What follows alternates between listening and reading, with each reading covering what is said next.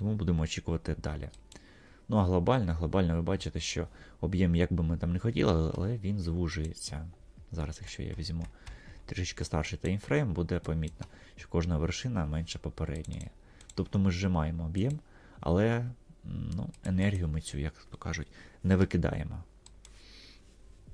Має бути момент, коли ми цю енергію, цей об'єм, ці гроші, які накопилися за ці роки, а гроші почали копитися з 22-го року, ми бачимо із зими, з нашого януару, і потім ми маємо його вивільнити. Тому все-таки 4 роки утримання мають щось нам принести. Ну і проєкт сам по собі, ви самі розумієте, фундаментальний. Можливо, він не прям якийсь такий, що дасть там 100-300 іксів, але фундаментально, мені здається, він має повернути свої показники, які він втратив.